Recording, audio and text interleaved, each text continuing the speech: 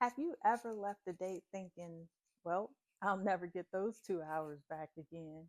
In this video, I'm showing you how to move forward after a bad date gracefully without losing your hope or your peace. I'm going to share 5 quick tips with you to help you move forward after this bad date, right? Because listen, we've all been there. I have been there, and I've been there a couple times recently, but I am still carrying on. I am still thinking, hoping, praying, knowing that my future husband is going to find me soon. But the first tip I have is to validate your feelings. Okay, so we all know when you schedule a date, you're getting amped up for it, you're planning it, you go through all the trouble of getting ready and prepared, and then the date is bad, right? And you are frustrated, you're disappointed, you might even be a little upset, your back might even hurt like your girl because she was out stepping in heels. Okay, but that's neither here nor there. Let me reel it back in, D. However, your feelings are validated. However it made you feel, however you are feeling in the moment, just settle in that for a second. We're not going to sit there forever, but we are going to take an assessment and see how we feel so we know how to properly move forward after that, right? I have found that it's better for me not to keep it bottled up, even though you may feel some type of way after a bad date or there's some type of embarrassment. I don't know why you would be embarrassed, but don't, because it happens to everyone, especially when you're in this dating journey, okay? And this time that we're in this digital age, it can happen and expectations aren't met or standards, weren't met, however it may be.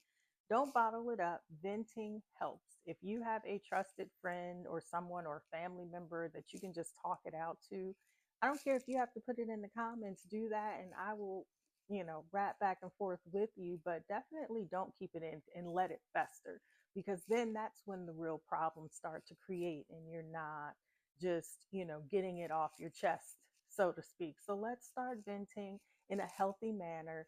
Journal if you have one. I'm big on journaling. I tell you that all the time. But let's just start, having an open dialogue about it and know that you are not alone. Next, let's hit the reset button. We've had a bad date. Now what? Let's get home. Let's shower. Let's put on our comfortable clothes. For me, it's a pair of big baggy sweats. It's a huge sweatshirt that I've had for some years that's just comforting, and it's my go-to. Get my robe, grab my fuzzy blanket, my fuzzy socks, my slippers, and let's veg out for a minute, right? And just shake it off. Let's take time to decompress and let's take time to shake it off. Also, engage your senses, whether that be reading a good book, watching a good movie, music, even whatever is helping you get back into that mood and rekindling your mojo again and letting you know that everything is going to be okay. Let's focus on that. Music is lovely. If you have favorite snacks, get that. My go to is popcorn and a little bit of ice cream. Don't judge me, judge your mama, okay? So, I always have those on hand, just not for a bad date, but when I need a little bit of comfort. I do work out, so don't come for me. But I am going to my ice cream and I'm going to my popcorn. And I told y'all I don't be playing with my ice cream, okay?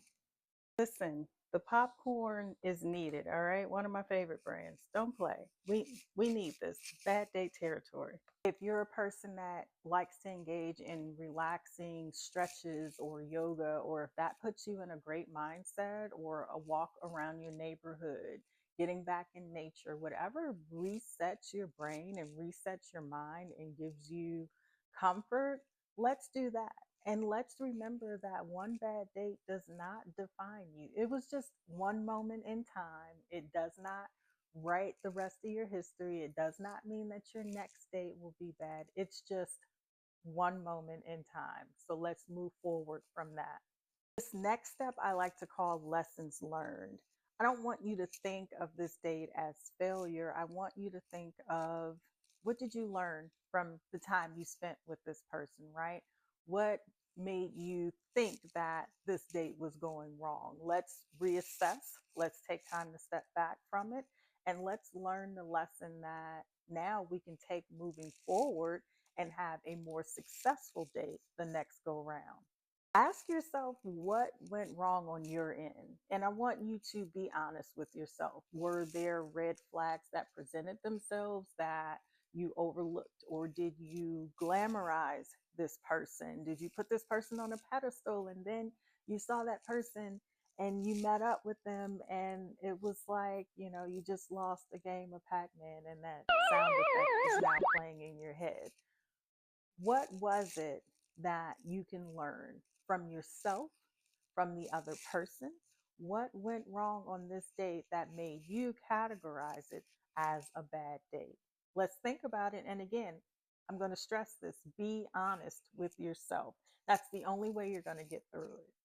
Remember, this is self awareness, not self blame, right?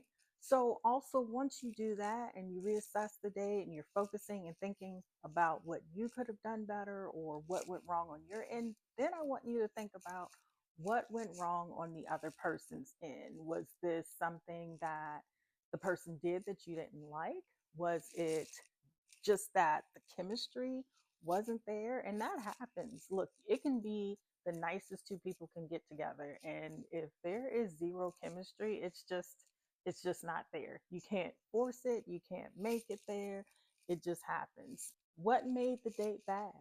Let's focus this. If you need pen and paper, again, I'm a writer, you guys. I'm always going to tell you to write something down, right? I always have a list.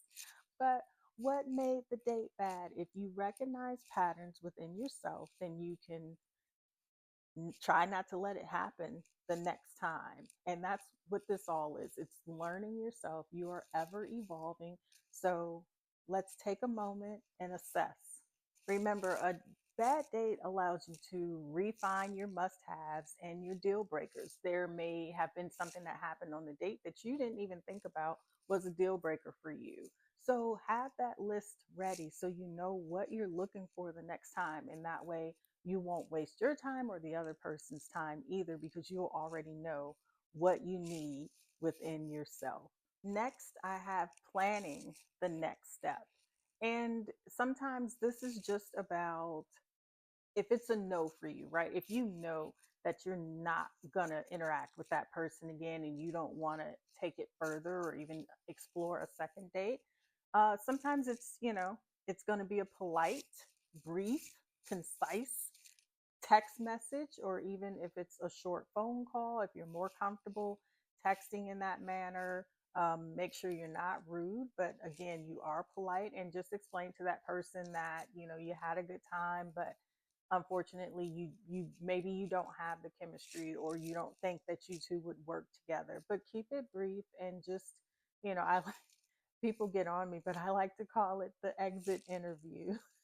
And I like to tell a person, because no one likes to get ghosted, right? If you think about how you feel if you got ghosted or if you've been ghosted before. So I definitely don't like to just leave people hanging, and then, they have a negative thought process when it comes to you, and they may take that into their next date, which is not your problem, but I want you to do what is right on your end and what is most comfortable for you. So just telling that person, and y'all, I'm not gonna lie, I have to send my no text today, in fact, and mine is just gonna be one of those things where I had a great time, but I just don't feel that we are a match. I don't feel that he aligns with my life and where I am right now and where he is, and just the structure that he has for his day to day is just not going to fit in with mine. And sometimes, you're in different spaces. Like, he was in the, fast lane, and y'all, I was just trying to merge on the highway. Okay. I was still at the stoplight. So when that happens, sometimes you just have to take a step back and reassess, which I've done. I've given myself a couple days and I've done that. And now I have to just say, hey, you're a good person, but you're just not my person. And that is completely fine. You have no guilt whatsoever when you do that, because at the end of the day, you have to put yourself first and you have to do what's best for you. And in my case, I have children. I have to do what's best for my family. If you have a bad date and you're on the fence about whether or not you want to continue to a second date, or that person has invited you on the second date and you're just not sure, don't rush yourself. Give yourself at least 48 hours, again, to decompress, to reassess, to think about how you felt during that time with that person. Is this someone that you can move forward with? Sometimes it's just a matter of, were they nervous? Were you nervous? Did the date just not come off well because of nerves or some other factor? So give yourself time. If you're not sure, it's a definitive no, and it's also not a definitive yes, and you're just waffling back and forth. Give yourself time to really think about it. Make your lists. Again, these are writer. Write it down. Make it plain. The scripture in Habakkuk, write it, make it plain. All right. Do that, and then see how you feel after 2 days.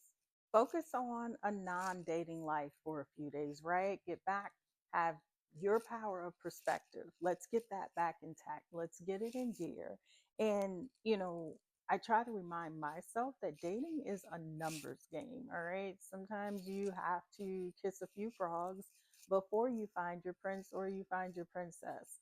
Just take that time in between to reassess and know who you are. And if there is healing that needs to be involved, do that. Take that time to do that in between that bad date. All right.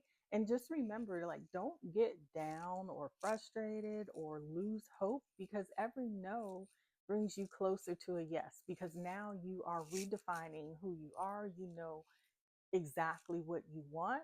And if something happens that you don't want, you know exactly how to cut it off right then and there when it rears its head. You are recognizing red flags more easily. So this is a positive. Don't think of it as a negative at all. Probably the most important thing I want you to remember, my fifth tip, is don't take it personal, okay? It's just that bad date could have been just two people at the wrong time in their lives, the wrong chemistry. It's okay. It's all right. That was not your one chance at happily ever after. I guarantee you will have many other chances. Your Mr. or your Mrs. Right is coming, but you have to keep going. You can't let this deter you from going after what you want. You can't let this deter you from finding love and being loved. If you sequester yourself and hide in your house or hide wherever, then you are depriving.